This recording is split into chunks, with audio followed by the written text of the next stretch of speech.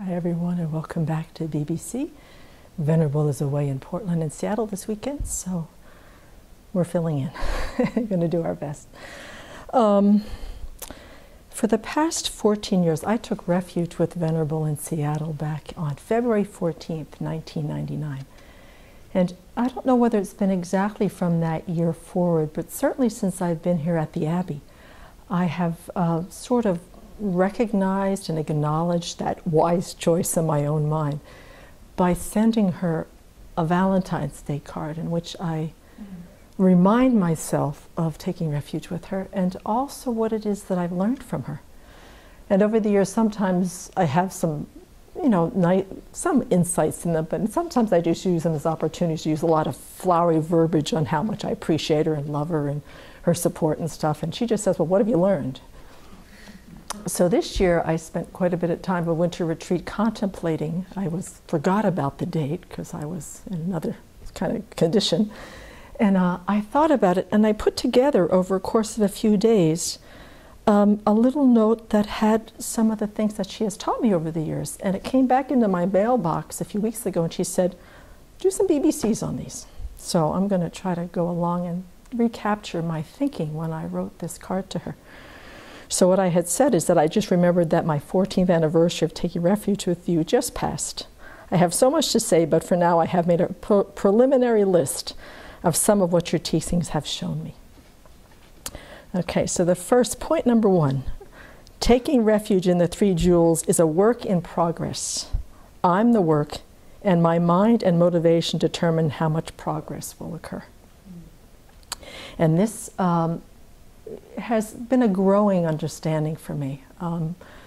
I didn't connect with refuge for many, many years. I think it was coming through a very strong filter of my religion of childhood, which was a theistic religion.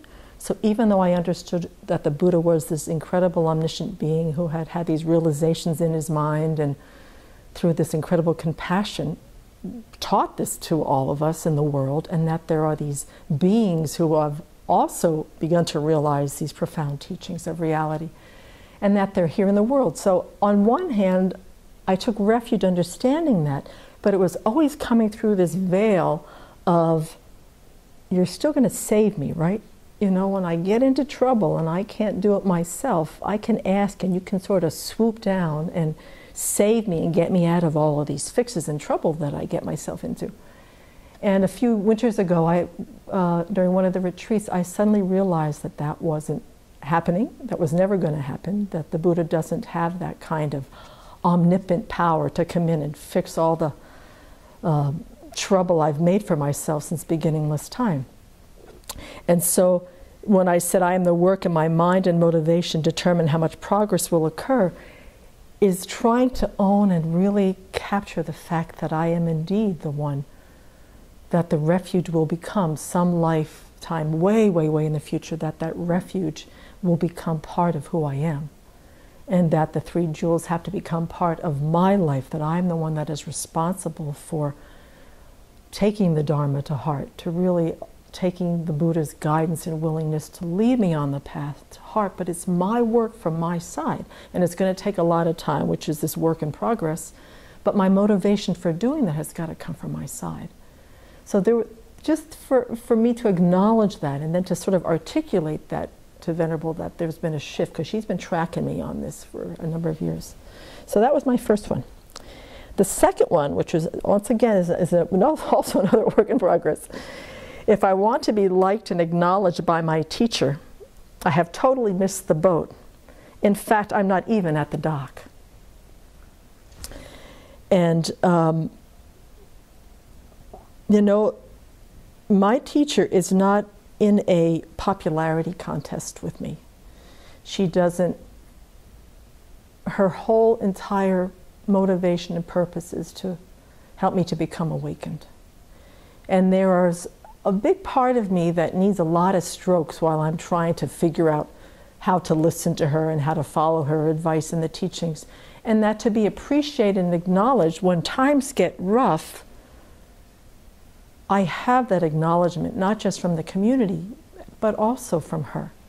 But in no way, shape, or form is that ever given in a way to stroke this continually sabotaging, smart, sneaky, self-centered mind of mine that somehow thinks that if I get a lot of acknowledgement and appreciation from my teacher, that's going to somehow help me to become awakened.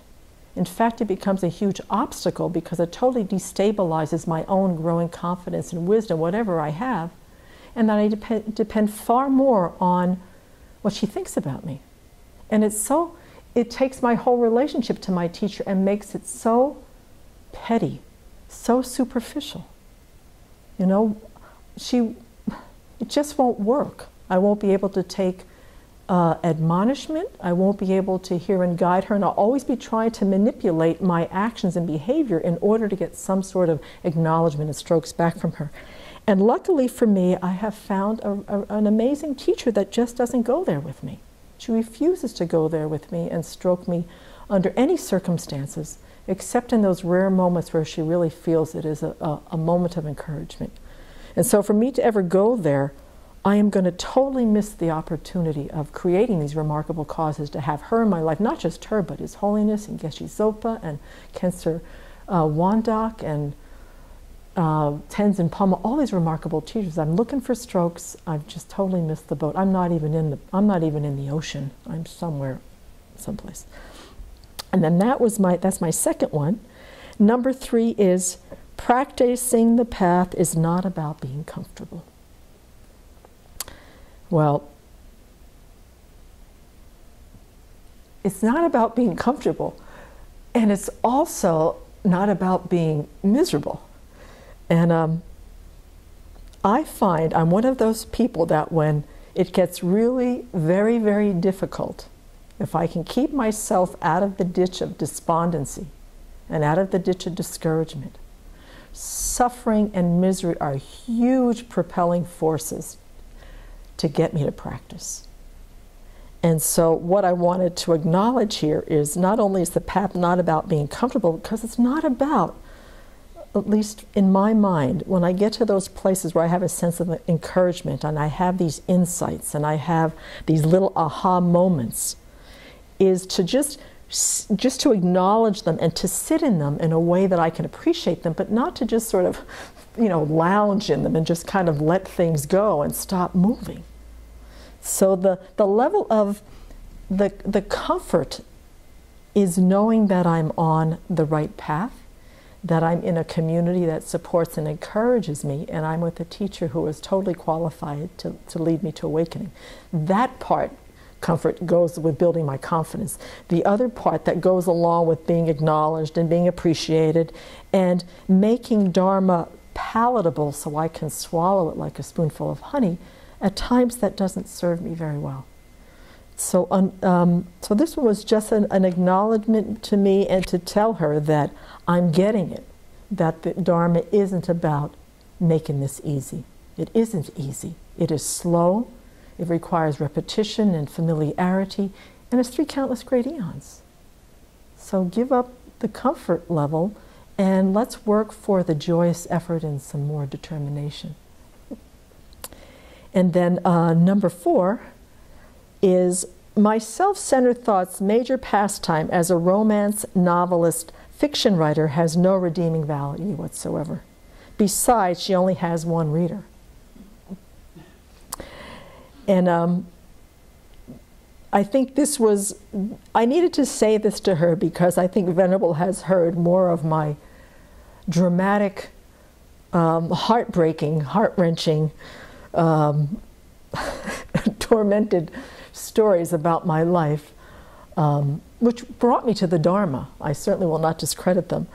But I keep trying to rewrite them using slightly different plots, but it's still the self-centered thought, trying to dramatize the things in my life that in fact no longer serve me. And after a while, not only does she kind of, I think, get a little weary of hearing them, but I have to say that perhaps some members of the community also get tired of hearing these stories. So I really am, when I'm in my self-pity mode, I really am the only reader of these novels that my self-centered thought has conjured up She's she's romantic. She can dramatize. She can exaggerate. Even throw some science fiction in there. Throw some mystery in there. Mystery's really good, but there's no redeeming value because it really becomes a huge obstacle to getting clear on who my friend is and who my enemy is, and so letting her know that I'm kind of on to this mystery writer, and that now I really want to take myself off of her top one favorite reader and move on to something a little bit more valuable for reading. So that's 4. I have 11 of them, so hopefully in the next while I can share the rest of them. But it was kind of it was a good process for me to get clear and also to share the power of the Dharma and my gratitude for what she really has shown me these past 14 years.